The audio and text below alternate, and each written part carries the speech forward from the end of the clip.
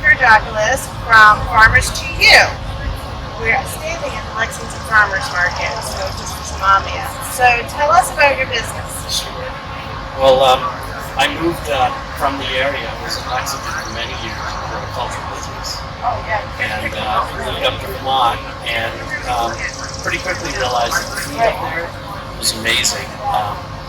And a lot of my friends down here were looking for really good food. We have some farmers markets, but they're not for everybody and you can't get there. So we created a new business, which is basically like an online farmers market. Okay. How I got into it is basically I was in the horticulture business for almost 28 years. And I got pretty sick from all the chemicals. Chemicals are pretty nasty. And so I went on with my family, we tried to clean up our diets and stuff. We found it really hard to access clean, really nutrient-dense food. And the more I started talking to other families, they were having the same issue.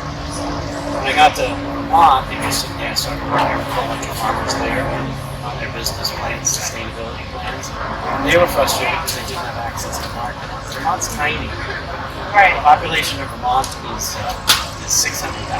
Wow, that is tiny. And so they really needed market. And I was talking to people down here who really wanted their food. So we figured out a system where you go online and you order exactly what you want. It's not like a basket where you're getting what I decide. Right. Like the CSA, lots of lettuce this week. Exactly, lots to do something with. And we make it really flexible, so you can order one week and not order the next week. And we have everything. It's pretty remarkable. When we started, we had about 80 items, mostly vegetables, root vegetables, milk, and cheese, and things like that.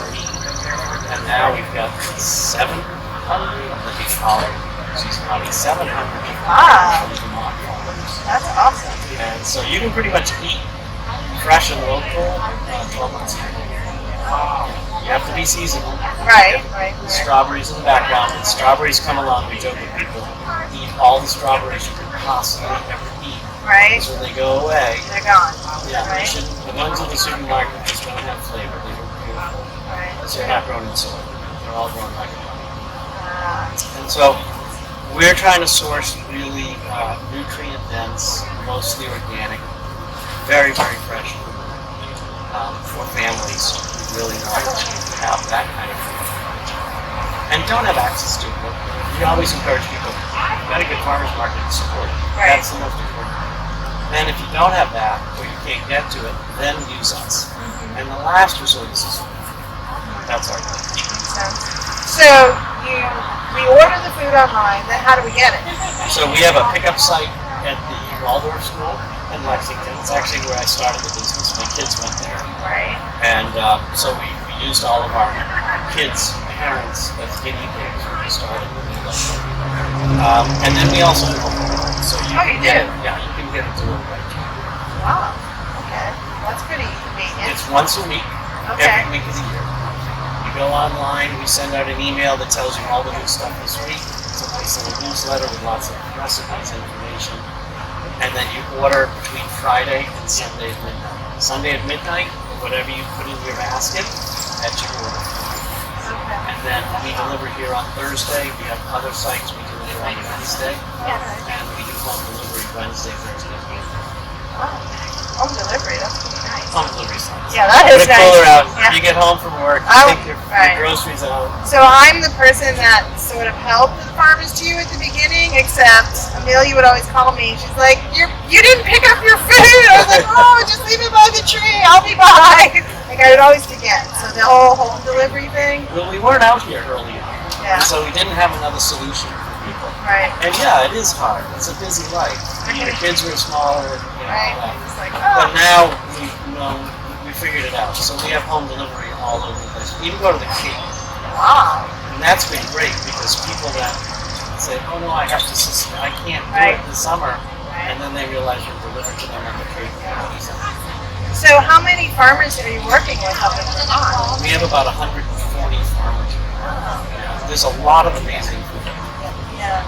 When we moved to Vermont, my first thing was, damn, I guess the food won't be as good. I guess there won't be as much culture and stuff. The food is phenomenal. absolutely super fresh, really well done. That's very cool. And like during COVID, did you find things better, worse? Crazy. We had a 4,000 person waiting list. Wow. People signed up in droves. We couldn't handle it all. We Wow. had to put people on a waiting list, and then eventually we let a lot of them on. Right. People really started to understand during COVID that having good food and having access to it. We never missed a delivery. We just delivered. How many families do you think you have now, like that are? We have about 1,500 families in the Boston area. They don't order every week, about half of them order every week. Maybe a little more than every week. We encourage people to be regular. Right. And to order consistently because, as they say, the cow gets milk every day. Right. And if we don't eat that food, it actually gets thrown away or compost because you can't stop the cows from giving milk. Right. You gotta keep, Right. And the same with the vegetables. The farmers planting every week. These guys at farmers market, this is difficult. If you get a rainy day, what happens? This place is empty. You get a 90-degree day, the place is empty, and fruits and vegetables and foods go bad on it. So it's a huge risk for them. They put all this stuff expecting us to buy it today. Right. So we designed a system for the farmers, because I'm a farmer by training, where when you place an order and everyone places an order, that order gets sent right to the farmers. And so they just produce what you order. So and by the time we packed everybody's order on Thursday, there's nothing left in our warehouse. There's no waste. And anything that is extra, we donate. We have a donation program to a couple of food banks up there in Vermont and one or two down here in Boston. So no food goes to waste. That's awesome. Yeah. And the farmers love the model because we pay them well versus the grocery stores we run. And so it's a neat system. Yeah. We've been doing it now for almost 14 years. Kudos to you. Really. Yeah. Really good idea. Thanks. Yeah. It was really, I give credit to the farmers a lot because their frustration and the family's frustration is that we've got to be able to make stuff. Right. Don't forget, 2010 when we started, ordering food online was a weird thing. Right. Yeah. So we had a lot of early adopters down here who loved it, and many are still members now. And Amelia's a great example. Amelia's our site host at the Golden. Right. And that really, got things going. And then of course when COVID hit, everybody learned about the Right. Yeah. And all of a sudden, yeah.